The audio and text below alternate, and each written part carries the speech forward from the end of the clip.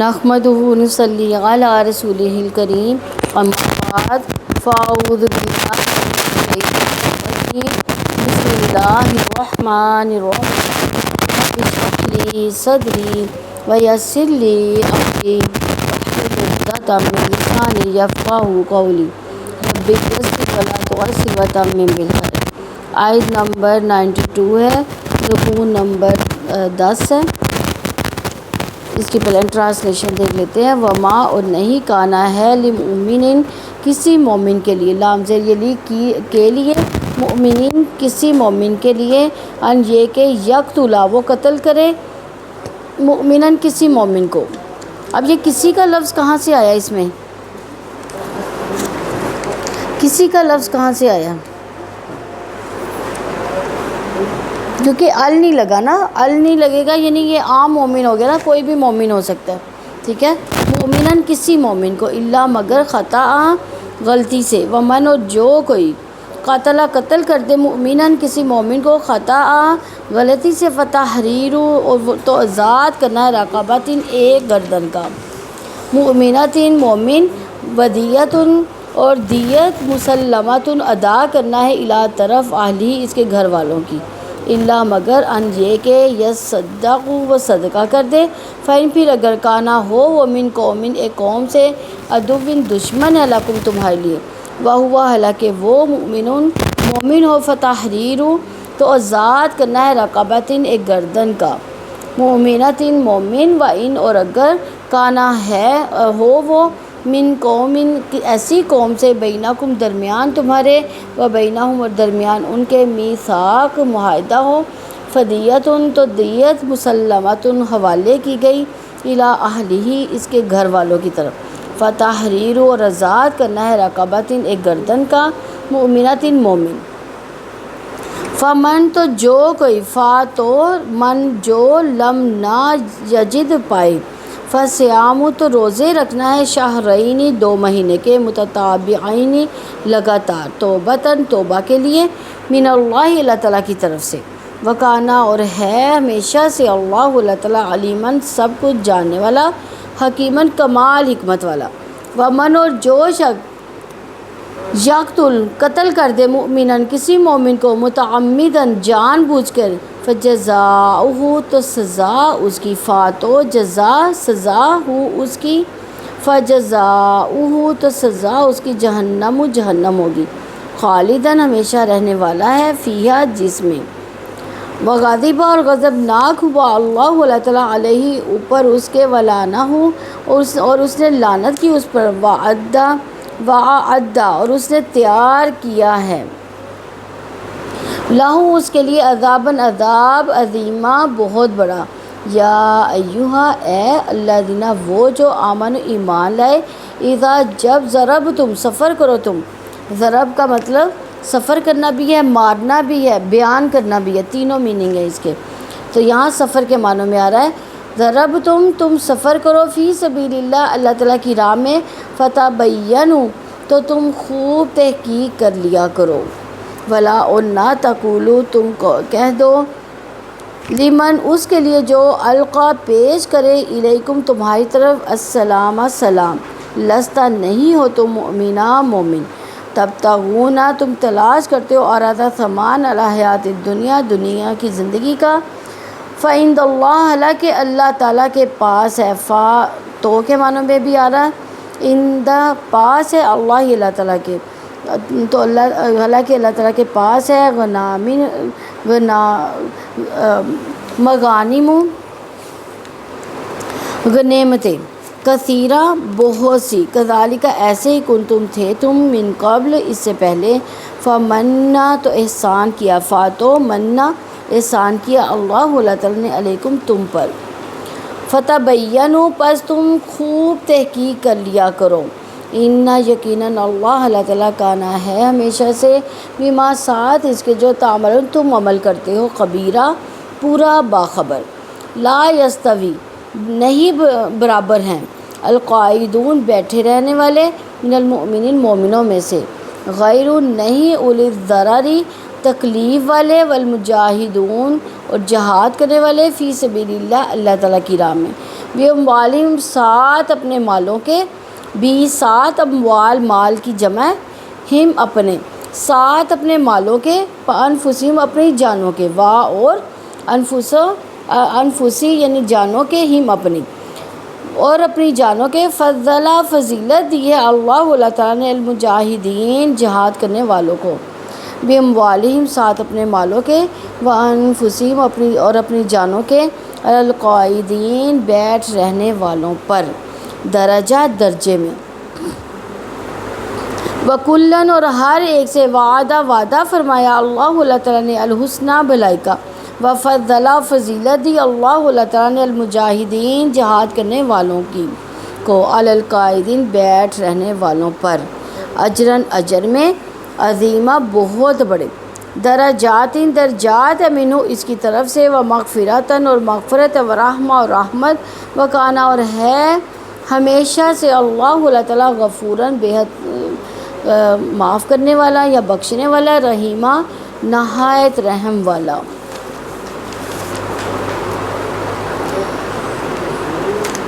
یقتلا نہیں یا نہیں آئے گا، یا مضارع کا ہے اس میں، ہاں یعنی یا جو ہے نا یہ مضارع کا ہے اور وہ کے معنی دے رہا ہے، ٹھیک ہے، وہ قتل کرے، قاف تا لا جو ہے اس کا وہ ہے، خطان خطا حمزہ، فتحریر ہا را را یعنی آزاد کرنا، رقبہ رقابہ گردن کو کہتے ہیں، ودیتن واو دال جا ودی جا،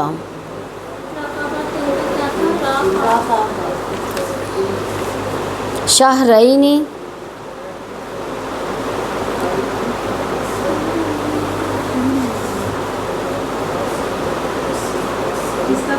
شہرینی، شین ہا را، اور رینی جو ہے نا یہ کس کے لیے آیا ہے، یہ اصل میں تھا شہرانی، شہرانی سے شہرینی بنا ہے، ہاں شین ہارا، یعنی یہ یا نون جو ہے نا یہاں پہ یا سے پہلے زبر ہو نا تو وہ دو کے معنی دیتا ہے، یا آنی ہم جو الف نون آخر میں آئے تو وہ بھی دو کے معنی دیتا ہے، اور یا نون ہو لیکن اس سے پہلے والے لفظ پہ زبر ہو، اگر زیر ہوگی تو وہ جمع کا صیغہ بن جائے گا، اگر زبر ہوگی تو وہ دو کے معنی دے گا۔ متتابعینی نہیں میم نہیں آئے گا، تابعین تبا سے، توبتن تا واو با، متعمدن عین میم دال، فتبینوا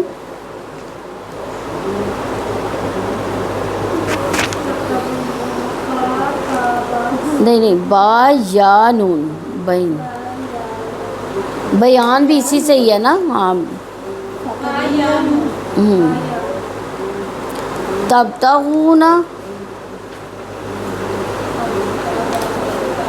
با غین جا بغی،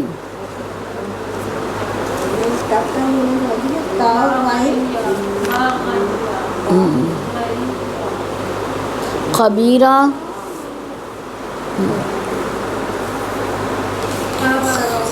خبر، لا یستوی سین واو یا،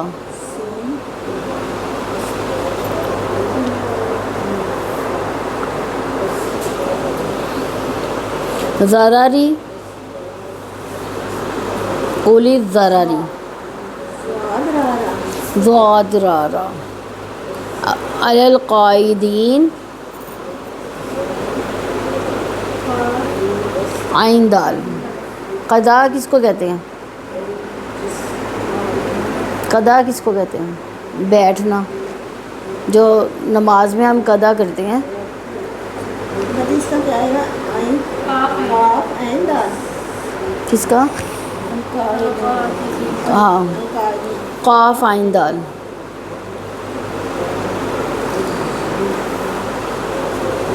غفوراً غین فارا رحیمہ را حامیم.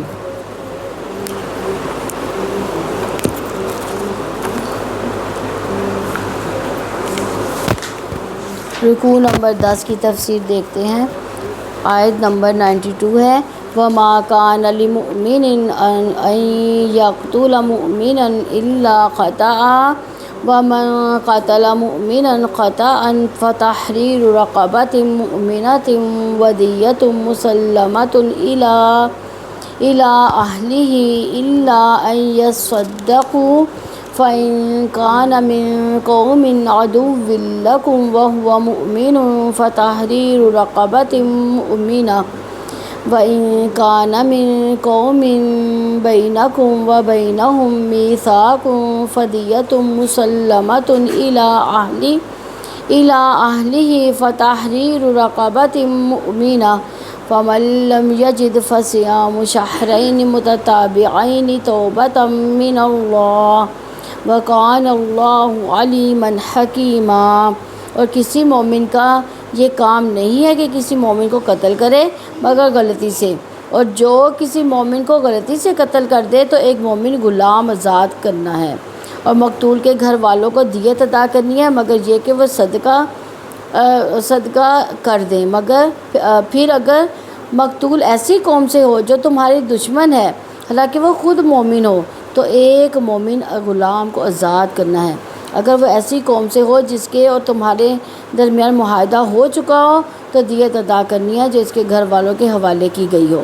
اور ایک مومن غلام کو آزاد کرنا ہے تو جو کوئی نہ پائے غلام تو اس پر 2 مہینے کے لگاتار روزے رکھنا ہے.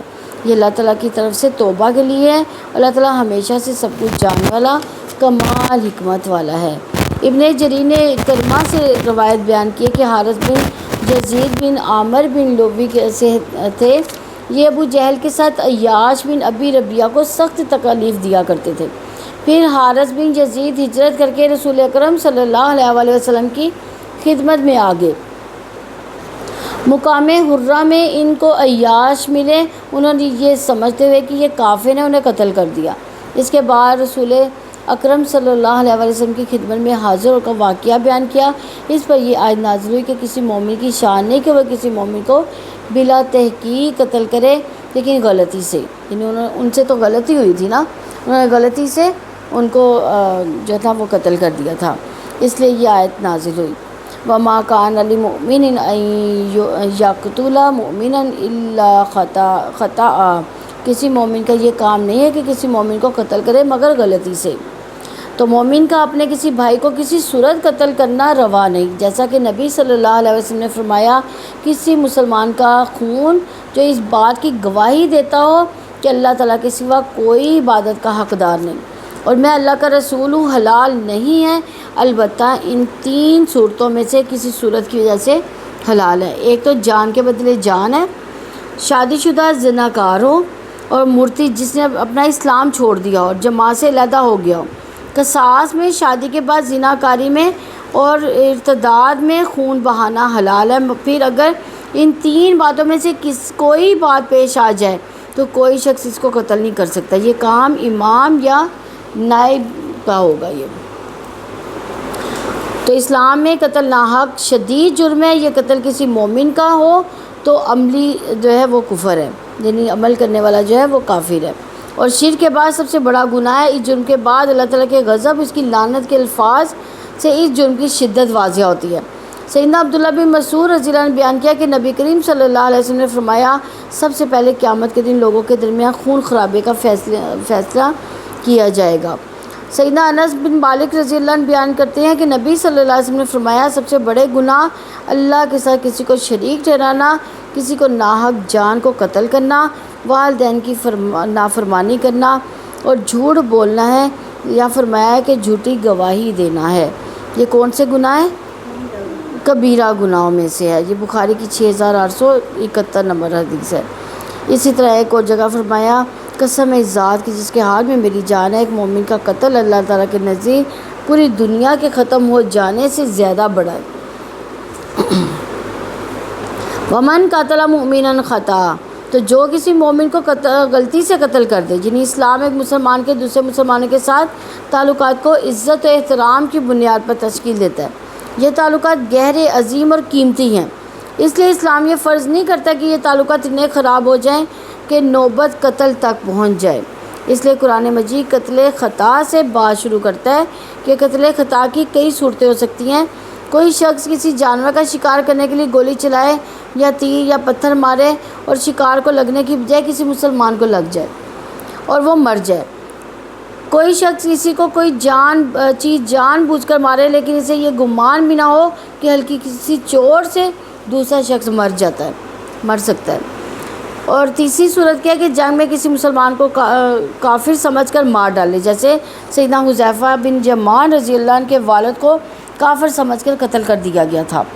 ٹریفک کے حادثہ میں کسی گاڑی سے ٹکر کھا کر یا اس کے نیچے آ کر کوئی مارا گیا، یعنی اب ڈرائیور بھی جو ہے وہ بھی مسلمان ہے، جو مارا جانے والا وہ بھی مسلمان ہے۔ فتحریر رقبۃ مؤمنۃ ودیۃ مسلمۃ الی اہلہ، تو ایک مومن غلام آزاد کرنا ہے اور مقتول کے گھر والوں کو دیت عطا کرنی ہے۔ یعنی اس صورت میں کیا ہوگا، چونکہ غلطی سے ہوا یہ سارا کچھ، تو رقبۃ یعنی غلام یا لونڈی، رقبۃ مؤمنہ ایک مومن غلام، یعنی قتادہ کے نزدیک جو نماز پڑھے۔ وہ اس بچے کے آزاد کرنے کو مکروہ خیال کرتے تھے جو نماز نہ پڑھتا ہو، نہ ابھی اس تک پہنچا ہو، یعنی جو مومن بھی ہو اور نماز بھی پڑھتا ہو۔ غلام قاتل کے مال سے آزاد کیا جائے گا۔ قتل خطا میں قصاص نہیں ہے، صرف دیت ہے۔ اور اسلام نے قتل خطا کی صورت میں یا کسی انسان کو کوئی جسمانی نقصان پہنچانے پر جو معاوضہ رکھا ہے اسے عربی میں دیت اور فارسی میں خون بہا کہتے ہیں۔ تو دیت کی مقدار جو ہے حدیث کی روح سے 100 اونٹ یا اس کے مساوی قیمت سونے، چاندی یا کرنسی کی شکل میں دی جائے گی۔ اس دیت کی قیمت سنن ابی داؤد کی حدیث کے مطابق 800 دینار یا 8000 درہم اور جامعہ ترمذی کی روایت کے مطابق 12000 درہم ہے۔ حضرت عمر رضی اللہ عنہ نے اپنے دور خلافت میں دیت کی قیمت میں کمی بیشی کی اور مختلف پیشوں کے اعتبار سے اس کی مختلف نوعیتیں مقرر کی۔ اس کا مطلب یہ کہ اصل دیت 100 اونٹ کی بنیاد پر ہر دور کے لحاظ سے قیمت مقرر کی جائے گی۔ سیدنا ابو ہریرہ رضی اللہ عنہ نے بیان کیا کہ بنی حزیل کی 2 عورتیں آپس میں لڑیں اور ایک نے دوسری عورت پر پتھر پھینکا جس سے وہ عورت اپنے پیٹ کے بچے سمیت مر گئی، اور مقتولہ کے رشتہ دار مقدمہ رسول اللہ صلی اللہ علیہ وسلم کے دربار میں لے گئے۔ نبی صلی اللہ علیہ وسلم نے فیصلہ کیا کہ پیٹ کے بچے کا خون بہا ایک غلام یا کنیز دینی ہوگی، اور عورت کے خون بہا کو قاتل عورت کے عاقلہ یعنی عورت کے باپ کی طرف سے رشتہ دار اسبا کے ذمہ واجب قرار دے دیا۔ اسبا میں جو ہے نا وہ معافی ہو سکتی ہے نا۔ اسبا میں اسبا کیا ہوتا ہے؟ رشتہ دار جو ہوتے ہیں، یعنی وہ چاہیں تو معاف کر دیں اور چاہیں تو دیت لے لیں، یا وہ چاہیں تو قصاص بھی لے سکتے ہیں۔ الا ان یصدقوا، مگر یہ کہ وہ صدقہ کر کے معاف کر دیں۔ اسلام مقتول کے ورثہ کو دیت معاف کرنے کی ترغیب دیتا ہے۔ اخوت کے لیے عفو درگزر جو ہے وہ مفید ہے۔ سیدنا حذیفہ رضی اللہ عنہ نے اپنے والد کا قتل معاف کیا تھا۔ اللہ تعالیٰ نے احد والوں کی خطائیں معاف کر دی تھی۔ احد میں کیا ہوا تھا؟ خطا ہوئی تھی نا، جنگ سے بھاگے تھے وہ، کیونکہ پیچھے سے حملہ ہو گیا ایک دم سے، جو وہ ان میں بھگ دوڑ مچ گئی، اور نبی صلی اللہ علیہ وسلم کو بھی یعنی قتل کرنے کی جو ہے وہ سازشیں مطلب افواہ پھیلا دی کہ نبی صلی اللہ علیہ وسلم بھی اس دنیا سے جو ہے وہ چلے گئے ہیں۔ تو کئی مسلمان جو تھے وہ میدان جنگ سے بھاگے تھے، لیکن اللہ تعالیٰ نے ان کی خطائیں معاف کر دی۔ فَإِن كَانَ مِن قَوْمٍ عَدُوٍّ لَكُمْ وَهُوَ مُؤْمِنٌ فَتَحْرِيرُ رَقَبَةٍ مُؤْمِنَةٍ، سو اگر مقتول ایسی قوم سے ہو جو تمہاری دشمن ہے حالانکہ وہ خود مومن تھا، تو ایک مومن غلام کو آزاد کرنا ہے۔ یعنی اگر مقتول مومن ہو لیکن کسی دشمن قوم سے تعلق رکھتا ہو تو ایک مسلمان غلام آزاد کرنا ہے۔ یعنی دارالاسلام کے نقصان کی تلافی کے لیے انہیں غلام میسر نہ آنے کی صورت میں 2 ماہ کے متواتر روزے رکھنے ہوں گے، اس کی دیت نہیں ہوگی۔ قتادہ نے کہا کہ کافر ہونے کی وجہ سے ان کے لیے دیت نہیں، کیونکہ اللہ تعالیٰ اور ان کے درمیان کوئی معاہدہ اور ذمہ نہیں ہے۔ آگے فرمایا اللہ تعالیٰ وَإِن كَانَ مِن قَوْمٍ بَيْنَكُمْ وَبَيْنَهُم مِّيثَاقٌ فَدِيَّةٌ مُّسَلَّمَةٌ إِلَىٰ أَهْلِهِ وَتَحْرِيرُ رَقَبَةٍ مُّؤْمِنَةٍ، اور اگر وہ اپنی قوم سے ہو جس کے اور تمہارے درمیان معاہدہ ہو چکا ہو تو دیت ادا کرنی ہے جو اس کے گھر والوں کے حوالے کی گئی ہو، اور ایک مومن غلام آزاد کرنا ہے، یعنی مومنوں کے لیے معاہدے کی وجہ سے معاہدہ قوم کے خاندان کو دیت دی گئی، ان کے جان و مال کو بھی مومنوں کی جان و مال کے مساوی ہو جائیں گی۔ اگر غیر مسلم قبیلے کے مسلمان فرد کو غلطی سے قتل کریں جس سے مسلمان کو معاہدہ ہے، تو ایک مومن غلام کو آزاد کرنا ہوگا اور مقتول کے وارثوں کو دیت ادا کرنی ہوگی۔ فَمَن لَّمْ يَجِدْ فَصِيَامُ شَهْرَيْنِ مُتَتَابِعَيْنِ تَوْبَةً مِّنَ اللَّهِ، تو جو غلام نہ پائے اس پر کیا کرنا ہے؟ 2 مہینے کے لگاتار روزے رکھنا ہے۔ تو اللہ تعالیٰ یعنی جو دیت دینے کے ساتھ مسلمان غلام آزاد نہ کر سکتا ہو تو وہ پھر کیا کرے؟ لگاتار روزے رکھے گا۔ اگر ناگا ہو گیا تو کیا کرے گا؟ پھر نئے سرے سے روزے رکھنے ضروری ہوں گے۔ البتہ شرعی عذر جیسے شدید بیماری، حیض، نفاس وغیرہ میں رخصت ہے۔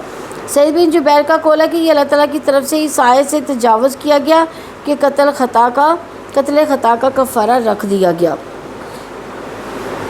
تو قتل خطا کے احکام اور کفارے کی کئی صورتیں ہیں۔ قتل خطا کی صورت جو ہے یعنی اگر مقتول کے وارث مسلمان ہیں تو اس کا کفارہ پوری دیے یعنی مقتول کے ورثہ کے جذبات کو ٹھنڈا کرنے کے لیے ان کو دی جائے گی۔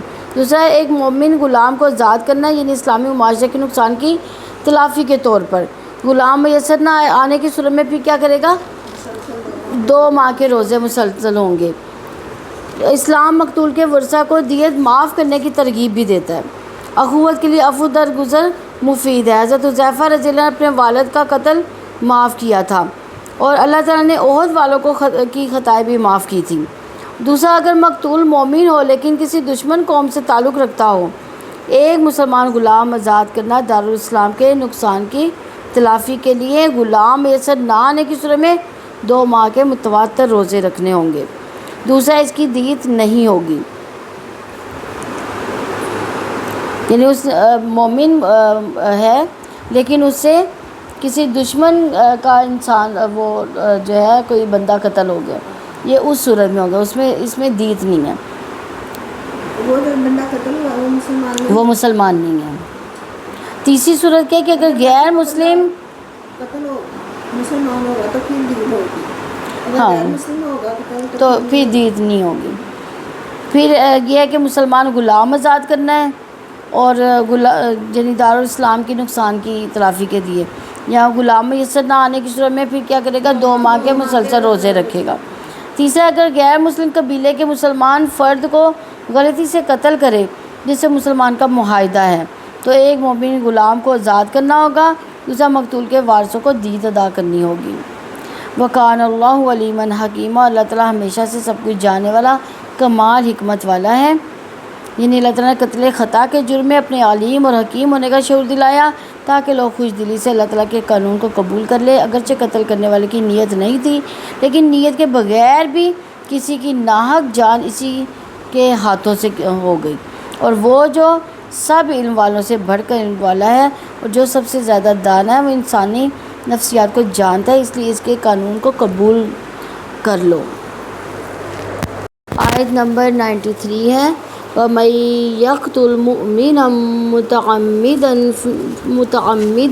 فَجَزَاؤُهُ جَهَنَّمُ خَالِدًا فِيهَا وَغَضِبَ اللَّهُ عَلَيْهِ وَلَعَنَهُ وَأَعَدَّ لَهُ عَذَابًا عَظِيمًا، اور جو شخص کسی مومن کو جان بوجھ کر قتل کرے اس کی سزا جہنم ہے جس میں وہ ہمیشہ رہنے والا ہے۔ اس پر اللہ تعالیٰ غضبناک ہو گیا اور اس نے لعنت کی اس پر اور اس کے لیے بہت بڑا عذاب تیار کیا ہے۔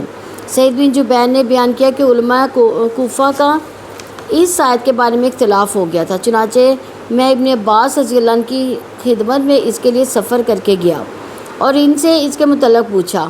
انہوں نے فرمایا کہ یہ آیت مَن یقتل مؤمنا متعمدا فجزاؤہ جہنم اور جو کوئی مسلمان کو جان بوجھ کر قتل کرے اس کی سزا دوزخ ہے، نازل ہوئی، اور اس باب کی یہ سب سے آخری آیت ہے، اسے کسی دوسری آیت نے منسوخ نہیں کیا۔ صحیح بخاری کی 4590 نمبر حدیث ہے یہ۔ تو اللہ تعالیٰ فرماتے ہیں وَمَن يَقْتُلْ مُؤْمِنًا مُتَعَمِّدًا، جو شخص کسی مومن کو جان بوجھ کر قتل کرے، یعنی اگر کوئی مسلمان جان بوجھ کر ارادتاً دوسرے مسلمان کا قتل کر دے تو یہ قتل عمد ہے، فَجَزَاؤُهُ جَهَنَّمُ خَالِدًا فِيهَا وَغَضِبَ اللَّهُ عَلَيْهِ وَلَعَنَهُ وَأَعَدَّ لَهُ عَذَابًا عَظِيمًا، اس کی سزا جہنم ہے جس میں وہ ہمیشہ رہنے والا ہے، اور اس پر اللہ تعالیٰ غضبناک ہو گیا اور اسے لعنت کی اس پر اور اس کے لیے بہت بڑا عذاب تیار کیا ہے۔ یعنی اللہ تعالیٰ کا قتل، اللہ تعالیٰ کا قتل عمد کے بارے میں حکم ہے کہ اس کی سزا جہنم ہے، اس میں ہمیشہ رہے گا وہ، اس پر اللہ تعالیٰ کا غضب ہے، اس پر اللہ تعالیٰ کی لعنت ہے، اس کے لیے سخت عذاب ہے۔ اس آیت میں قتل عمد کے لیے سخت ڈراوا اور سخت وعید ہے، اور قرآن کی اکثر آیات میں اس کا ذکر شرک کے ساتھ آیا ہے، جیسا کہ اللہ تعالیٰ نے فرمایا وَالَّذِينَ لَا يَدْعُونَ مَعَ اللَّهِ إِلَٰهًا آخَرَ وَلَا يَقْتُلُونَ النَّفْسَ الَّتِي حَرَّمَ اللَّهُ إِلَّا بِالْحَقِّ وَلَا يَزْنُونَ، اور جو اللہ تعالیٰ کے ساتھ کوئی دوسرا معبود نہیں پکارتے اور جس جان کو اللہ تعالیٰ نے حرام کیا اسے قتل نہیں کرتے مگر حق کے ساتھ وہ زنا نہیں کرتے۔ یہ سورہ فرقان کی 68 نمبر آیت ہے۔ اسی طرح سیدنا ابو ہریرہ رضی اللہ عنہ سے روایت ہے کہ نبی صلی اللہ علیہ وسلم نے ارشاد فرمایا کہ قسم ہے اس ذات کی جس کے قبضے میں میری جان ہے، دنیا ختم ہونے سے پہلے ایسا دن ضرور آئے گا قاتل کو بھی پتہ نہ ہوگا کہ میں نے کیوں قتل کیا، اور مقتول کو بھی پتہ نہ ہوگا کہ میں کیوں قتل ہوا۔ کسی نے عرض کیا ایسا کیوں ہوگا؟ فرمایا فتنے کی وجہ سے، فتنے کی وجہ سے ایسا ہوگا۔ قاتل اور مقتول دونوں دوزخ میں ہوں گے، مسلم کی 759 آیت ہے، یہ حدیث ہے۔ اسی طرح رسول اللہ صلی اللہ علیہ وسلم نے ایک اور جگہ ارشاد فرمایا کہ جب دو مسلمان اپنی تلواریں لے کر آمنے سامنے آ جائیں تو وہ دونوں دوزخ والوں میں سے ہیں۔ ایک شخص نے عرض کیا کہ ان میں سے جو قتل کر دے اس کا دوزخ میں جانا سمجھ جاتا ہے، جو قتل ہو گیا دوزخ میں کیوں جائے گا؟ آن حضرت صلی اللہ علیہ وسلم نے فرمایا کہ مقتول بھی تو یہی ارادہ کیے ہوئے تھا، یعنی جو قتل ہو گیا ہے اس کا بھی ارادہ کیا تھا؟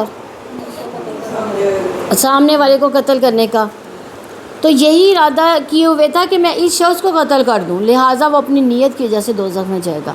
نیت تو اس کی یہی تھی نا کہ میں اس کو قتل، دونوں ہی دوزخ میں جائیں گے۔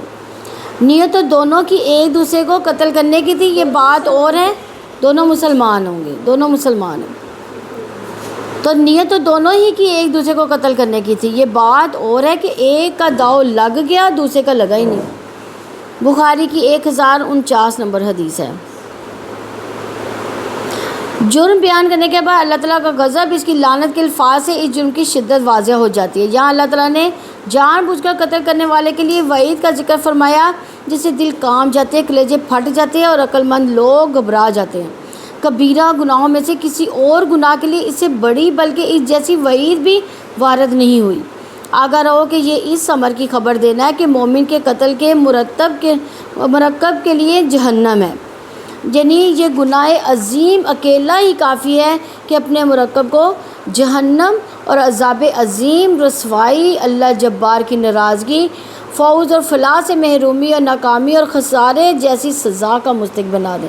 یعنی یہ کتنی زیادہ بڑی سزا ہے یہ، کہ جو قتل کرتا ہے ناحق اور جو قتل کرنے کا ارادہ رکھ رہا ہوتا ہے اپنے مسلمان بھائی کے لیے خاص یہ ہے، یعنی ظاہری بات ہے اس نے لا الہ الا اللہ کہا ہے تو اس کو قتل کرنا اس پر حرام ہے۔ ہم ہر سبب سے اللہ تعالیٰ کی پناہ مانگتے ہیں، تو جو اللہ تعالیٰ کی رحمت سے دور کرے، اس وعید کا حکم کبیرہ گناہوں کے بارے میں جو ہے وارد ہے، تو جن میں جہنم میں خلود اور جنت سے محرومی کا ذکر کیا گیا، یعنی یہاں پہ جنت ہو ہی نہیں سکتی کہ وہ اس میں داخل ہو جائے، اللہ تعالیٰ نے اس کے لیے وعید سنا دی ہے۔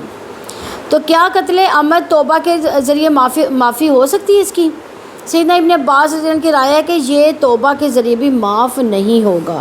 یہ بات حدیث رسول صلی اللہ علیہ وسلم سے بھی واضح ہوتی ہے۔ سیدنا عبداللہ بن عمر رضی اللہ عنہ سے روایت ہے کہ رسول اللہ صلی اللہ علیہ وسلم نے خطبہ حجۃ الوداع میں فرمایا، بے شک اللہ تبارک تعالیٰ نے تم پر ایک دوسرے کے خون، مال، عزت اسی طرح حرام کر دی ہیں جس طرح تمہارے اس دن کی، اس شہر کی، تمہارے اس مہینے کی حرمت۔ نیز فرمایا میرے بعد ایک دوسرے کی گردنیں مار کر کافر نہ بن جانا۔ یہ بخاری کی 6785 نمبر حدیث ہے۔ اسی طرح آپ صلی اللہ علیہ وسلم نے فرمایا قیامت کے دن قاتل کی پیشانی کے بال اور سر مقتول کے ہاتھ میں ہوگا اور اس کے گلے کی رگوں سے خون بہہ رہا ہوگا، اور اللہ تعالیٰ سے فریاد کرے گا، اے میرے رب، اس نے مجھے قتل کیا تھا، یہاں تک کہ عرش کے قریب لے جائے گا۔ راوی کہتے ہیں کہ لوگوں نے ابن عباس کے سامنے توبہ کا ذکر کیا تو انہوں نے یہی آیت پڑھی اور کہا یہ آیت نہ منسوخ ہے نہ بدلی گئی ہے، پھر اس کی توبہ کیسے قبول ہو سکتی ہے؟ سیدنا ابو دردہ رضی اللہ عنہ سے روایت ہے کہ رسول اللہ صلی اللہ علیہ وسلم نے ارشاد فرمایا کہ امید ہے اللہ ہر گناہ کو معاف فرما دے گا، مگر جو شخص مشرک ہوتے ہوئے مر گیا اور جس نے کسی مومن کو قتل کر دیا، اس کی مغفرت نہیں ہے۔ جمہور علماء امت کا قول ہے کہ قاتل عمد جو ہے اس کی توبہ اس کے اور اس کے رب کے درمیان ہے۔ اگر توبہ کر لے اور عمل صالح کے ذریعے اپنی حالت درست کر لے تو اللہ تعالیٰ اس کے گناہ کو نیکیوں سے بدل دے گا اور مقتول کو اس کی مظلومی کا اچھا بدلہ عطا کر کے اسے خوش کر دے گا۔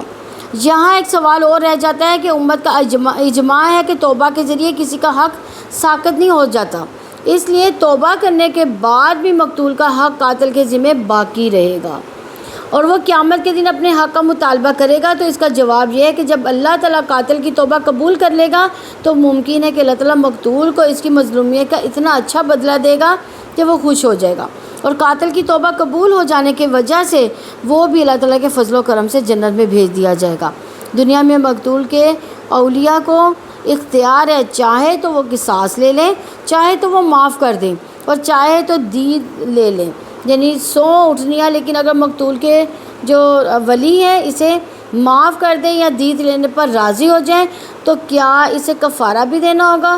بہت سے علماء کہتے ہیں کہ ہاں اسے کفارہ دینا ہوگا، اس لیے کہ جب قتل خطا میں کفارہ واجب ہے تو قتل عمد میں بدرجہ اولا واجب ہوگا۔ تو کیا قتل عمد کے قاتل کی توبہ قابل قبول ہے؟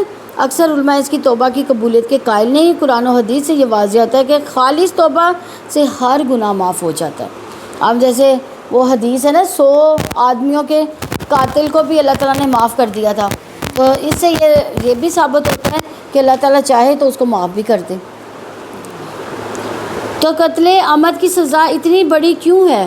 یہ قتل صرف ایک جان کا قتل نہیں، ایک عظیم اور عزیز ترین اخوت اسلامی کا قتل ہے، کیونکہ وہ مسلمان تھا نا جس کا قتل کیا تھا، یعنی مسلمان نے مسلمان کا قتل کیا، تو وہ اس وجہ سے بہت بڑا یہ سزا ہے اس کی۔ تو قتل عمد ایمان کی نفی بھی ہے اس میں۔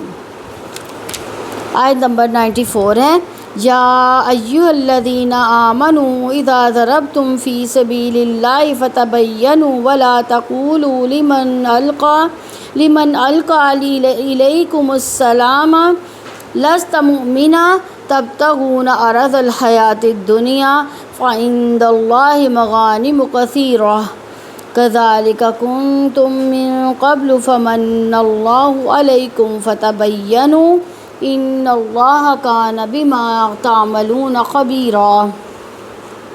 اے لوگو جو ایمان لائے ہو، جب تم اللہ تعالیٰ کی راہ میں سفر کرو تو تم خوب تحقیق کر لیا کرو، اور جو تمہیں سلام پیش کرے اسے یہ مت کہو کہ تو مومن نہیں ہے، تم دنیا کی زندگی کا سامان تلاش کرتے ہو، حالانکہ اللہ تعالیٰ کے پاس بہت سی غنیمتیں ہیں، اس سے پہلے تم بھی ایسے ہی تھے، تو اللہ تعالیٰ نے تم پہ احسان کیا، پس تم خوب تحقیق کر لیا کرو، جو بھی تم کرتے ہو اللہ تعالیٰ ہمیشہ سے اس سے پورا باخبر ہے۔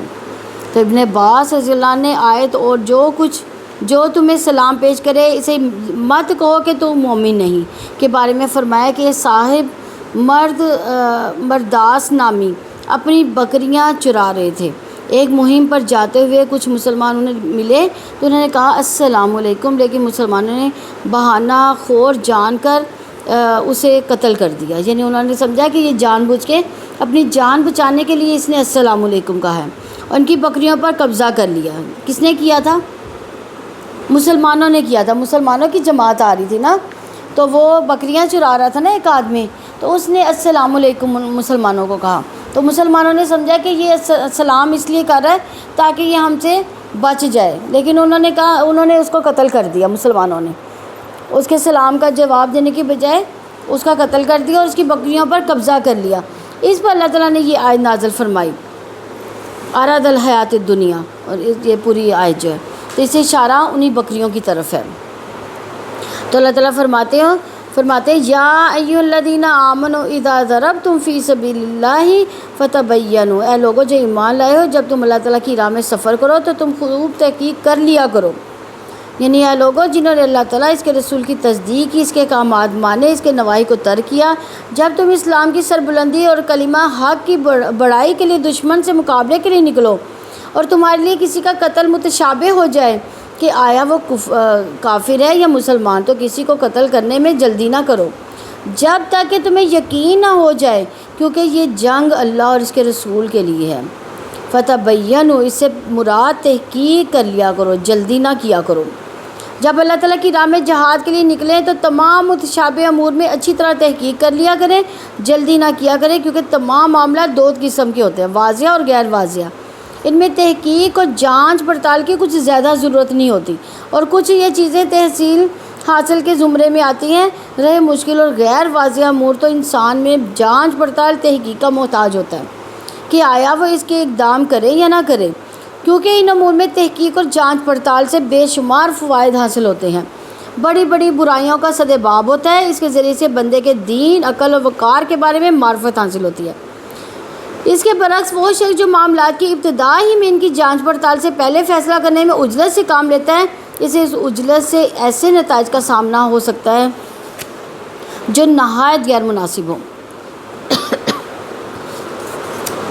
جیسے کہ ان لوگوں کے لیے ہوا جن کا اس آیت کریمہ میں ذکر کیا گیا، جنہوں نے بغیر کسی تحقیق اور جانچ پڑتال کے ایک ایسے شخص کو قتل کر دیا جس نے سلام کیا تھا، جس نے اس کے پاس کچھ بکریاں یا کوئی مال تھا، اس کا خیال تھا کہ اس طرح سلام کرنے سے قتل ہونے سے بچ جائے گا، اور ان کا یہ فعل جو ہے وہ قتل در حقیقت خطا تھی یہ، اور اللہ تعالیٰ نے اس پر عتاب نازل فرمایا۔ اس پر یہ تفسیر السعدی کی روایت ہے۔ تو اس آیت میں تحقیق کا حکم سفر کے ساتھ اس لیے متعلق رکھا گیا ہے کہ یہ واقعہ سفر جہاد میں پیش آیا تھا، ورنہ تحقیق کا حکم سفر و حضر دونوں میں بھی ہے۔ وَلَا تَقُولُوا لِمَنْ أَلْقَى إِلَيْكُمُ السَّلَامَ لَسْتَ مُؤْمِنًا، اور جو تمہیں سلام پیش کرے اسے یہ مت کہو کہ تم مومن نہیں ہے۔ السلام سے یہاں مراد السلام ہے، اور اس کی دلیل آخر میں لست مؤمنا، یہ بھی کہا گیا کہ اس سے مراد اہل اسلام کا سلام ہے۔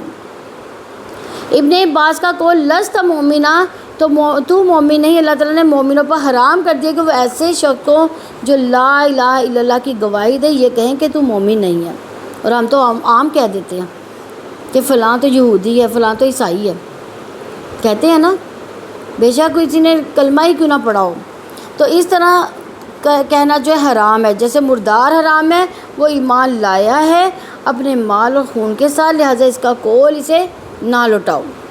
رسول اللہ صلی اللہ علیہ وسلم نے ارشاد فرمایا کہ مجھے حکم دیا گیا کہ میں لوگوں سے جنگ کرتا رہوں یہاں تک کہ وہ لا الہ الا اللہ کی گواہی دے، اور ساتھ یہ گواہی بھی دے کہ محمد اللہ کے رسول ہیں، اور نماز قائم کریں، زکوٰۃ ادا کریں۔ سو جب وہ ایسا کر لیں تو اپنی جانوں اور مالوں کو میری طرف سے محفوظ کر لیں۔ ہاں اگر اسلام کے حق کی وجہ سے قتل کرنے کی صورت پیش آئے تو یہ اور بات ہے، مثلاً قصاص میں قتل کرنا، اور ان کا حساب اللہ تعالیٰ کے ذمہ ہے۔ یہ بخاری اور مسلم کی روایت ہے۔ سیدنا عبداللہ بن عمر رضی اللہ عنہ فرماتے ہیں کہ سیدنا خالد بن ولید نے بنی ہدیہ کی جنگ میں کافروں کو مارنا شروع کیا، حالانکہ وہ کہتے جا رہے تھے کہ ہم نے دین بدلا۔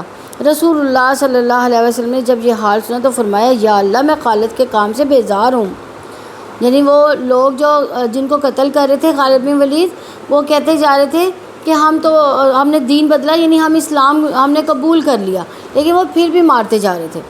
تو اس پر نبی صلی اللہ علیہ وسلم نے اللہ تعالیٰ سے دعا کی، اسامہ بن زید نے حارثہ رضی اللہ عنہ نے بیان کیا کہ ہمیں رسول اللہ صلی اللہ علیہ وسلم نے قبیلہ جہینہ کی ایک شاخ کی طرف بھیجا، بیان کیا کہ پھر ہم نے ان لوگوں کو صبح کے وقت جا لیا، انہیں شکست دے دی۔ راوی نے بیان کیا کہ میں اور قبیلہ انصار کے ایک صاحب قبیلہ جہینہ کے ایک شخص تک پہنچے، اور جب ہم نے اسے گھیر لیا تو اس نے کہا لا الہ الا اللہ۔ انصاری صحابی نے تو یہ سنتے ہی ہاتھ روک لیا، لیکن میں نے اپنے نیزے سے اسے قتل کر دیا۔ اس نے کیوں قتل کیا؟ اس نے کہا کہ یہ مرنے سے بچنے کے لیے لا الہ الا اللہ کہہ رہا ہے۔ تو راوی نے بیان کیا جب ہم واپس آئے تو اس واقعے کی خبر نبی صلی اللہ علیہ وسلم کو ملی۔ بیان کیا کہ پھر آن حضرت صلی اللہ علیہ وسلم نے مجھ سے فرمایا اسامہ کیا تم نے کلمہ لا الہ الا اللہ کا اقرار کرنے کے بعد اسے قتل کر ڈالا؟ میں نے عرض کیا یا رسول اللہ صلی اللہ علیہ وسلم اس نے صرف جان بچانے کے لیے اس کا اقرار کیا تھا۔ آن حضرت صلی اللہ علیہ وسلم نے فرمایا تم نے اسے لا الہ الا اللہ کا اقرار کرنے کے بعد قتل کر ڈالا۔ بیان کیا نبی صلی اللہ علیہ وسلم اس جملے کو اتنی دفعہ دہراتے رہے کہ میرے دل میں یہ خواہش پیدا ہوگی کاش میں اس سے پہلے مسلمان نہ ہوا ہوتا۔ بخاری کی 6872 نمبر حدیث ہے۔ اسی طرح رسول اللہ صلی اللہ علیہ وسلم نے فرمایا کہ 3 چیزیں ایمان کے تقاضوں میں سے ایک یہ کہ جو شخص کلمہ اسلام پڑھ لے اس کی طرف سے زبان اور ہاتھ کو روک لیا جائے۔ دوسرا یہ کہ کسی گناہ کی وجہ سے اسے کافر نہ کہو، یعنی کسی عمل کی وجہ سے اسے اسلام سے خارج نہ کرو۔ تیسرا یہ ہے کہ جہاد باقی رہے گا جب سے اللہ تعالیٰ نے مجھے بھیجا، یہاں تک کہ امت کے آخری لوگ دجال سے قتال کریں گے۔ حکم جہاد کو کسی ظالم کا ظلم اور کسی عادل کا عدل باطل نہیں کر سکتا۔ پھر فرمایا تقدیروں پر ایمان لانا بھی ایمان کے تقاضوں میں سے ہے۔ ابو داؤد کی روایت ہے۔ آگے اسی آیت میں فرماتے ہیں اللہ تعالیٰ تمتغون عرض الحیات الدنیا، تم دنیا کی زندگی کا سامان تلاش کرتے ہو۔ ابن عباس نے کہا کہ تم نے اس ارادے سے قتل کیا کہ وہ مال جو تم نے اس کے پاس پایا اسے اپنے لیے حلال کر لو۔ یہ دنیا کی زندگی کا سامان ہے۔ کون سا مال تھا اس کے پاس؟ جس کو قتل کیا تھا بکریاں تھی اس کے پاس۔ یہ اسی کے بارے میں آیت نازل ہوئی ہے نا۔ فَإِنَّ اللَّهَ، وہی واقعہ چل رہا ہے نا، آخر تک یہ آیت میں وہی واقعہ ہوگا۔ فَإِنَّ اللَّهَ مَغَانِمُ كَثِيرَةٌ، حالانکہ اللہ تعالیٰ کے پاس بہت سی غنیمتیں ہیں۔ یعنی اللہ تعالیٰ نے فرمایا کہ اس کے پاس بڑی بڑی غنیمتیں ہیں جو اس دنیاوی سامان سے بہتر ہیں، جس کی وجہ سے تم یعنی اس کو قتل کے لیے آمادہ ہوئے۔ اس کے لیے دارالحرب میں پھنسے ہوئے مسلمانوں کے تحفظ کے لیے اس آیت میں مسلمانوں کو کیا سمجھایا گیا؟ اپنے دل سے دوسرے مفادات نکال دو، مال غنیمت وغیرہ کے کسی فیصلے میں جلد بازی نہ کرو۔ وہ زمانہ گزرے، زیادہ وقت نہیں ہوا جب تم بھی جاہلیت کے اندھیروں میں تھے۔ اللہ تعالیٰ کا احسان ہے کہ اس نے تمہارے دلوں کو پاک کر دیا، تمہارا نصب العین بلند ہو گیا، لہٰذا تحقیق کر لیا کرو۔ اسی آیت میں اللہ تعالیٰ فرماتے ہیں کذالک کنتم من قبل فمن اللہ علیکم فتبینوا، اس سے پہلے تم بھی ایسے ہی تھے، سو اللہ تعالیٰ نے تم پہ احسان کیا، بس تم خوب تحقیق کر لیا کرو۔ یعنی اگر ہم مسلمان ہیں تو یہ کیا ہمارا اپنا عمل ہے؟ یہ اللہ تعالیٰ کا احسان ہے کہ ہم مسلمان ہیں، الحمدللہ۔ تو یہاں اسی آیت میں اللہ تعالیٰ یہی بات دہرا رہے ہیں کہ اللہ تعالیٰ نے مسلمانوں کے دلوں کو جھنجھوڑا کہ کل تک تم خود بھی اسی طرح کی صورتحال سے دوچار تھے، تم اپنا ایمان کافروں کے ڈر سے چھپاتے تھے۔ اب اگر تم پر کوئی اپنے ایمان کو ظاہر کر رہا ہے تو اسے چھوڑ دو۔ تم بھی پہلے کافر تھے، یہاں تک کہ تم پر اسلام کا احسان کیا، تمہیں ہدایت دی۔ ان اللہ کان بما تعملون خبیرا، جو بھی تم کرتے اللہ تعالیٰ ہمیشہ سے اسے پورا باخبر ہے۔ اللہ تعالیٰ نے ایمان کے دعوے کو قبول کرنے کے لیے اپنے صفت خبیر کا شعور دلایا کہ اللہ تعالیٰ خوب جانتا ہے کون ایمان کا سچا دعویٰ کر رہا ہے کون نہیں کر رہا۔ اللہ تعالیٰ تمہارے اعمال سے بھی باخبر ہے، تمہارے ایمان سے بھی، لہٰذا یہ معاملہ اپنی خبر تک کا نہ سمجھو، اللہ تعالیٰ خبیر ہے۔ اللہ تعالیٰ نے اپنی مخالفت سے یہاں پہ ڈرایا۔ آیت نمبر 95 ہے لا یستوی القاعدون من المؤمنین غیر اولی الضرر والمجاہدون فی سبیل اللہ باموالہم وانفسہم فضل اللہ المجاہدین باموالہم وانفسہم علی القاعدین درجہ وکلا وعد اللہ الحسنی وفضل اللہ المجاہدین علی القاعدین اجرا عظیما۔ مومنوں میں سے بغیر کسی تکلیف کے بیٹھ رہنے والے اپنے مال و جان کے ساتھ اللہ تعالیٰ کی راہ میں جہاد کرنے والے برابر نہیں۔ اللہ تعالیٰ نے بیٹھنے والوں پر اپنی جان و مال سے جہاد کرنے والوں کو درجے میں فضیلت سے نوازا، اور ہر ایک سے اللہ تعالیٰ نے بھلائی کا وعدہ فرمایا، اور اللہ تعالیٰ نے مجاہدوں کو گھروں میں بیٹھ رہنے والوں پر اجر عظیم فضیلت دی۔ یعنی برا کہتے ہیں کہ جب یہ آئے لا یستوی آخر تک اتری تو رسول اللہ صلی اللہ علیہ وسلم نے زید رضی اللہ عنہ کو بلوا کر لکھوا دیا۔ پھر ابن مکتوم آ کر اپنی نابینگی کا شکوہ کرنے لگے، اس پر غیر اولی ضرری کے الفاظ اترے۔ زید بن ثابت رضی اللہ عنہ نے خبر دی کہ رسول اللہ صلی اللہ علیہ وسلم نے ان سے یہ عدل لکھوائی کہ مسلمانوں میں سے گھر بیٹھے رہنے والے اللہ تعالیٰ کی راہ میں اپنے مال اپنی جان سے جہاد کرنے والے برابر نہیں ہو سکتے۔ ابھی آپ یہ آیت لکھوا ہی رہے تھے کہ حضرت ابن ام مکتوم رضی اللہ عنہ آ گئے۔ وہ کون تھے ابن مکتوم؟ نبینا تھے، وہ صحابی سے تھے لیکن نبینا تھے۔ وہ آگے اور عرض کیا اللہ کے رسول، یا رسول اللہ صلی اللہ علیہ وسلم، اگر میں جہاد میں شرکت کر سکتا تو یقیناً جہاد کرتا۔ وہ اندھے تھے۔ اس کے بعد اللہ تعالیٰ نے اپنے رسول صلی اللہ علیہ وسلم پر وحی اتاری۔ آپ کی ران میری ران پر تھی، شدت وحی کی وجہ سے اس کا مجھ پر اتنا بوجھ پڑا کہ مجھے اپنی ران کے پھٹ جانے کا اندیشہ ہو گیا۔ آخر یہ کیفیت ختم ہوئی اور اللہ تعالیٰ نے غیر اولی ضرری کے الفاظ اور نازل فرمائے۔ لا یستوی کے ذریعے کمزور مسلمانوں کی اصلاح کی گئی، یعنی انہیں جوش دلایا گیا، ابھارا گیا کہ اپنی کوتاہیوں کی تلافی کریں۔ کمزور مسلمانوں میں بھلائی کا مادہ موجود ہے، اس لیے ان سے توقع کی جا رہی ہے کہ وہ اللہ تعالیٰ کے حکم پر لبیک کہہ دیں۔ تو کوتاہیاں کسی سے بھی ہو سکتی ہیں، خلوص میں کمی بیشی ممکن ہے کیونکہ ایمان گھٹتا بڑھتا رہتا ہے۔ کوتاہیاں جو ہی ظاہر ہو، خلوص میں جب بھی کمی واقع ہو، تربیت اور اصلاح کی ضرورت ہوتی ہے۔ یہ مسلسل جہاد ہے۔ کس کے ساتھ جہاد ہے؟ اپنے نفس کے ساتھ۔ جو تربیت اور اصلاح اپنی جب انسان کرتا ہے تو اپنے نفس کے ساتھ جہاد کرتا ہے۔ تو حرص، کمزوری، بخل، کوتاہیوں کے خلاف معاشرے کو بلند سے بلند تک مقام تک پہنچانے کے لیے اصلاح کی دعوت دیتے رہنا چاہیے۔ تو اللہ تعالیٰ کے ہاتھ جہاد بالمال، جہاد فی سبیل اللہ کی بھی بہت اہمیت ہے، یعنی دین کو قائم کرنے کے لیے جہاد کو بنیادی اہمیت حاصل ہے۔ ہر دور میں دین کے مخالفین کا مقابلہ جہاد کے ذریعے کیا جا سکتا ہے۔ جہاد فی سبیل اللہ جہاد بالمال کے بغیر ممکن نہیں، اس لیے اسلامی نظام زندگی میں جان و مال سے جہاد کی بڑی قدر و قیمت ہے۔ کیا جہاد رسول اللہ صلی اللہ علیہ وسلم کے دور تک محدود تھا کہ آج بھی ہے؟ ہاں، جس دور میں بھی اسلام کی دعوت کا کام ہوگا جہاد ضروری ہوگا۔ سیدنا ابو ہریرہ رضی اللہ عنہ فرماتے ہیں کہ رسول اللہ صلی اللہ علیہ وسلم نے فرمایا، جو شخص اس حالت میں مرا کہ اس نے جہاد میں حصہ نہ لیا اور نہ ہی کبھی اس کے دل میں جہاد کی خواہش پیدا ہوئی تو وہ کس پر مرا؟ نفاق کے ایک حصے پر مرا۔ یعنی کبھی اگر ہمارے دل میں جہاد کا خیال بھی نہ گزرے تو تب کیا ہوگا؟ کبھی خواہش بھی نہ ہو کہ ہم جہاد کریں تو کیا ہوگا؟ کہ ہم پھر نعوذ باللہ نفاق کے ایک حصے پہ مریں گے۔ تو اللہ تعالیٰ نے ہر حال میں جہاد فرض کیا ہے۔ اس جہاد کا آغاز کہاں سے ہوگا، کہاں تک یہ سلسلہ جاری رہے گا؟ سب سے پہلے انسان اپنے نفس سے جہاد کرے گا، پھر دوسروں تک اللہ تعالیٰ کے پیغام کو پہنچائے گا، جان و مال سے جہاد جاری رکھے گا، برائی کے خلاف ہر جگہ ہر طرح کے حالات و واقعات میں جہاد جاری رکھے گا۔ آخری فیصلے پر باطل کے خلاف، باطل قوتوں کے خلاف جہاد ہوگا۔ فضل اللہ المجاہدین باموالہم وانفسہم علی القاعدین درجہ، اللہ تعالیٰ نے بیٹھنے والوں پر اپنی جان و مال سے جہاد کرنے والوں کو درجے میں فضیلت سے نوازا۔ یعنی مجاہدوں کو غیر مجاہدوں پر جو فضیلت ہے اس کا بیان ہے کہ انہیں ان کے خلد بری کے بالا خانوں میں کئی درجے کی فضیلت حاصل ہوگی۔ ان کے گناہ، ان کی لغزشیں ان سے معاف ہو جائیں گی، ان پر رحمتوں اور برکتوں کی بارش ہوگی۔ یہ اللہ تعالیٰ کا ان پر احسان ہے اور ان کی یہ قدر و منزل ہے۔ درجہ یعنی جنت میں اعلیٰ مقام حاصل ہوگا۔ ابو ہریرہ رضی اللہ عنہ فرماتے ہیں کہ رسول اللہ صلی اللہ علیہ وسلم نے فرمایا، جو شخص اس حالت میں مرا کہ اس نے کسی جہاد میں حصہ نہ لیا اور نہ ہی کبھی اس کے دل میں جہاد کی خواہش پیدا ہوئی تو وہ نفاق کے ایک حصے پر مرا۔ وَكُلًّا وَعَدَ اللَّهُ الْحُسْنَىٰ، اور ہر ایک سے اللہ تعالیٰ نے بھلائی کا وعدہ فرمایا۔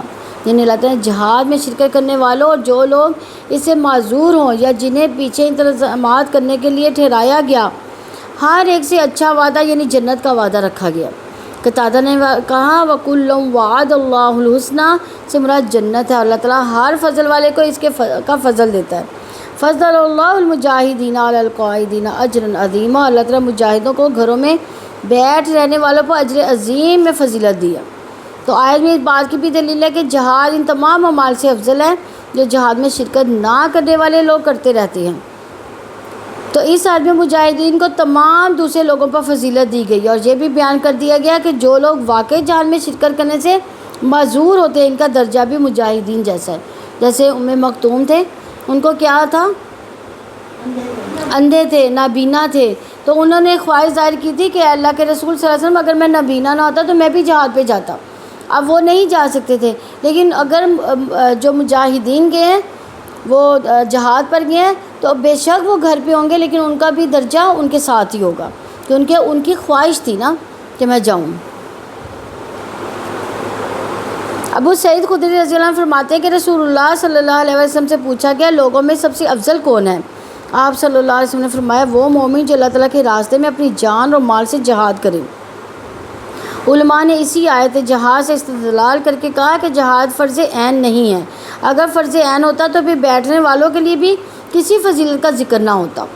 نبی صلی اللہ علیہ وسلم نے انفرادی حالات کے تحت بعض لوگوں کو جہاد کی اجازت نہیں دی۔ مثلا عبداللہ بن عمر رضی اللہ عنہ نے بیان کیا، ایک صحابی نے نبی کریم صلی اللہ علیہ وسلم سے پوچھا کہ کیا میں بھی جہاد میں بھی شریک ہو جاؤں؟ آپ صلی اللہ علیہ وسلم نے دریافت فرمایا تمہارے ماں باپ موجود ہیں؟ انہوں نے کہا کہ ہاں موجود ہیں۔ آپ صلی اللہ علیہ وسلم نے فرمایا کہ پھر انہیں میں جہاد کرو، یعنی ان کی خدمت کر کے کرو گے تو یہی تمہارا جہاد ہوگا۔ معاشرے میں موجود بوڑھے، اندھے، لنگڑے، بیمار، کمزور افراد جو جہاد پر نہیں جا سکتے، کچھ لوگ اندرونی دفاع، مجاہدین کے گھروں کی حفاظت، ان کے اہل و عیال کی دیکھ بھال کے لیے پیچھے رہیں گے۔ پیچھے رہنے والے مجاہدین کو کھانے پینے، افرادی قوت فراہم کرتے رہیں گے۔ پیچھے رہنے والے زخمیوں کی دیکھ بھال کرتے رہیں گے۔ سیدنا جابر رضی اللہ عنہ کہتے ہیں کہ ہم ایک غزوے میں رسول کریم صلی اللہ علیہ وسلم کے ساتھ تھے، تو آپ صلی اللہ علیہ وسلم نے فرمایا مدینہ میں کچھ لوگ ایسے ہیں کہ تم نے کوئی سفر ایسا نہیں کیا یا کوئی وادی طے نہیں کی مگر وہ تمہارے ساتھ تھے، انہیں مرض نے روک لیا تھا۔ یہ مسلم کی 4932 نمبر حدیث ہے۔ تو جہاد ایک اہم فرض کفایہ ہے جو قیامت تک جاری رہے گا۔ جہاد سے پہلو تہی کا نتیجہ مسلمان امت کو موت ہے۔ جہاد اصغر کی اصطلاح ایک موضوع حدیث سے لی گئی ہے کہ نبی صلی اللہ علیہ وسلم نے ایک دفعہ جہاد سے واپسی پر فرمایا ہم جہاد اصغر سے میدان جنگ کے جہاد سے جہاد اکبر جہاد بن نفس کی طرف لوٹ آئے ہیں۔ یعنی اللہ تعالیٰ کے نبی نے کیا کہا تھا کہ جہاد اصغر سے جہاد اکبر کی طرف لوٹ آئے ہیں۔ کون سا جہاد اصغر کیا ہے؟ یعنی میدان جنگ، اور جہاد اکبر یعنی اپنے نفس کے ساتھ جہاد، یعنی جہاد اصغر کی یعنی ہم جہاد اصغر سے جہاد اکبر کی طرف لوٹ آئے ہیں۔ اللہ تعالیٰ نے اس آیت میں دوبارہ فرمایا کہ جو لوگ اپنی جان و مال سے جہاد کرتے ہیں وہ بیٹھنے والوں سے افضل ہیں۔ تو جو نفس سے جہاد کرتا ہے وہ بیٹھنے والوں میں شامل ہے اور مجاہدین فی سبیل اللہ میں شامل نہیں، اور جہاد فی سبیل اللہ کرنے والے بیٹھنے والوں سے افضل ہیں۔ آیت نمبر 96 ہے درجات منہ و مغفرۃ و رحمہ وکان اللہ غفور الرحیم، اپنی طرف سے درجات و مغفرت و رحمت کی، اور اللہ تعالیٰ ہمیشہ سے بے حد بخشنے والا نہایت رحم والا ہے۔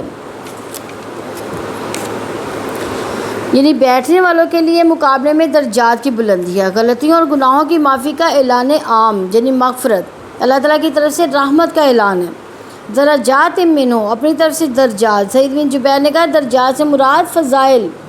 قتادہ نے یہ کہا جاتا ہے کہ اسلام ایک درجہ، ہجرت کا اسلام میں ایک درجہ ہے، اور جہاد کا ہجرت میں درجہ ہے، اور قتل کا جہاد میں درجہ ہے۔ تو ابو سعید خدری رضی اللہ عنہ بیان کیا رسول اللہ صلی اللہ علیہ وسلم عرض کرتے ہیں کہ یا رسول اللہ صلی اللہ علیہ وسلم کون شخص سب سے افضل ہے؟ آپ صلی اللہ علیہ وسلم نے فرمایا جو اللہ کے راستے میں جان اور مال سے جہاد کرے۔ صحابہ رضوان اللہ نے عرض کیا اس کے بعد کون؟ فرمایا وہ مومن جو پہاڑ کی کسی گھاٹی میں رہنا اختیار کرے، اللہ کا خوف رکھتا ہو، لوگوں کو چھوڑ کر اپنی برائی سے ان کو محفوظ رکھتا ہو۔ و مغفرتم و رحمہ، اور مغفرت اور رحمت کی، یعنی اللہ تعالیٰ کی صفت ہے جو مستحق ہے اس کی مغفرت فرما دیتا ہے، اور رحمت اس کی طرف سے جس پر کی جاتی ہے یہ اس کا احسان ہے۔ وکان اللہ غفور الرحیمہ، اللہ تعالیٰ ہمیشہ سے بے حد بخشنے والا نہایت رحم والا ہے، یعنی اس سے مراد کہ اس کی طرف سے معافی ہمیشہ جاری رہتی ہے، یعنی وہ اپنے بندوں پر اپنے فضل سے درگزر کرنے والا ہے، ان کو سزا دینا چھوڑ دیتا ہے، وہ غفور ہے، ان پر عفو درگزر سے ان کے گناہ کو ڈھانپ لیتا ہے۔ وہ امید رکھتے ہیں کہ اللہ تعالیٰ انہیں معاف کر دے گا، انہیں ہجرت نہ کرنے اور دارالشرک میں اقامت پذیر ہونے پر مواخذہ نہیں کرے گا، جبکہ ہجرت کا چھوڑنا گناہ کبیرہ میں سے ہے۔ اللہ تعالیٰ نے اپنے غفور اور رحیم ہونے کا شعور دلایا، اللہ تعالیٰ نے بیٹھ رہنے والوں اور جہاد کرنے والوں کو اپنے غفور ہونے کا شعور دلایا کہ وہ کیسے انسانی کمزوریوں کا پردہ ڈھانپ دیتا ہے۔ اللہ تعالیٰ نے مرتبہ بخشش اور رحمت سے اپنے رحیم ہونے کا شعور دلایا، اور اگرچہ اللہ تعالیٰ کا حکم بجا لانا تو فرض تھا، لیکن اللہ تعالیٰ قدردان ہے، رحیم اور صلہ عطا کرنے والا ہے۔ الحمدللہ ہمارا یہ رکوع کمپلیٹ ہوا۔ اللہ تعالیٰ ہمیں اس کو سمجھنے اور اس پر عمل کرنے والا بنائے۔ سبحانک اللہم و بحمدک، نشہد ان لا الہ الا انت، نستغفرک و نتوب الیک۔ السلام علیکم ورحمۃ اللہ وبرکاتہ۔